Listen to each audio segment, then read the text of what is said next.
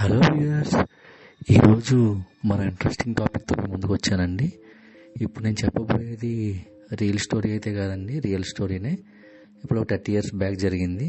That మా family మెంబర్స్లోనే కొంతమంది జరిగిందనమాట ఇది. సో వాళ్ళు చెప్పిన దాని ప్రకారం అది నేను మీకు చెప్తున్నాను. సో ఇది నేను చిన్నప్పటి నుంచే వింటూ ఉన్నాను. బట్ రీసెంట్గా ఊరు వెళ్ళినప్పుడు ఆ హౌస్ని కూడా నేను చూడటం జరిగింది. బట్ టైం ఎక్కువ లేకపోవటం వల్ల హౌస్ లోపలికి వెళ్ళలేకపోయాను. సో ఇప్పుడు స్టోరీలోకి వెళ్తే అరౌండ్ 90s ఆ టైంలో ఈ హౌస్ అనేది కన్స్ట్రక్ట్ చేశారంట. సో చేసినప్పుడు ఎవరైతే దీన్ని కన్స్ట్రక్ట్ చేశారో ఇంజనీర్ గారు చనిపోయారంట. తర్వాత హౌస్ ఓనర్ గారు కూడా చనిపోయారు కొద్ది కాలానికి. ఆ తర్వాత ఈ ఇంట్లోకి అద్దెకుంటానికి ఒక ఫ్యామిలీ అనేది వచ్చింది. సో అది కొంచెం పెద్ద హౌస్ అనమాట. ఒక కింద ఒక 6 rooms అండ్ పైన ఒక పెంట్ హౌస్ లాగా. సో మొత్తం ఆ ఫ్యామిలీ తీసుకుంది.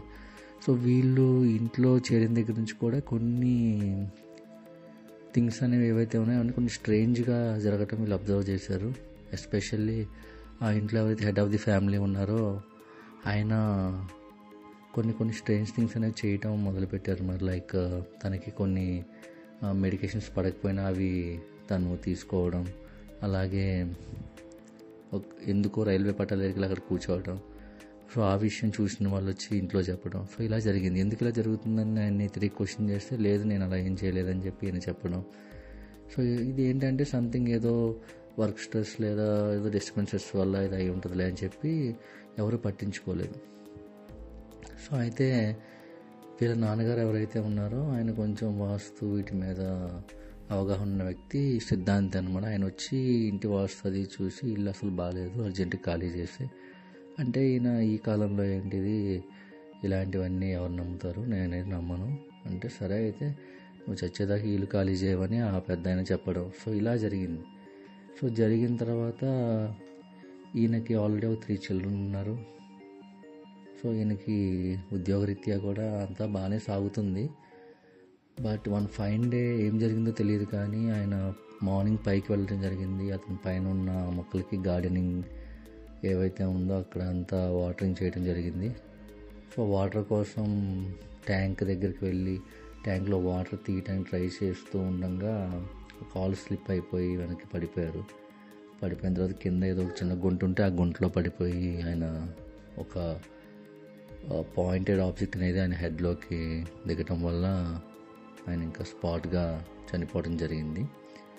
ఈ ఇన్సిడెంట్ జరిగిన కొద్ది రోజులకి ఆ ఇంట్లో కొన్ని మిస్టీరియస్ సౌండ్స్ ఇవన్నీ వినపడటం జరిగింది. సో దీనికంటే ముందు కూడా రిలేటివ్స్ ఆ ఇంటికి వచ్చినప్పుడు వీళ్ళు ఎవరు లేని టైంలో ఆ ఇంట్లో ఆ రిలేటివ్స్ ఉన్నప్పుడు కూడా కొన్ని స్ట్రేంజ్ విండ్ సౌండ్స్ కానీ ఆబ్జెక్ట్స్ ఏవైతే ఉన్నాయో వాతంతవే కింద పడిపోవడం ఇలాంటివి అబ్జర్వ్ చేశారు.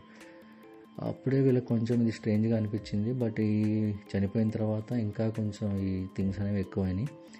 తర్వాత వాళ్ళు ఆ హౌస్ ఖాళీ చేసి వెళ్ళిపోయారు. అప్పటి నుంచి కూడా 31 years అవుతుంది అరౌండ్. ఈ రోజు వరకు కూడా ఆ ఇంట్లో ఎవ్వరూ దిగలేదు, అలాగే మూసేసే ఉంది. సో బట్ ఈ చుట్టుపక్కల వాళ్ళు కూడా చెప్పేది ఏంటంటే అప్పుడప్పుడు ఏవో చిన్న సౌండ్స్ వినిపిస్తూ ఉంటాయి, ఎవరో ఒక మనిషి నిలబడినట్టు కనిపిస్తూ ఉంటుంది ఆకారం అని చెప్పి.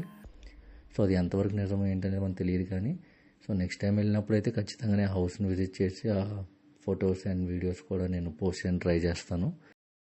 ఈ వీడియో మీకు నచ్చినట్లయితే లైక్ చేయండి, మన ఛానల్ సబ్స్క్రైబ్ చేయండి, మరిన్ని అప్డేట్స్ కోసం బెల్ ఐకాన్ క్లిక్ చేయండి.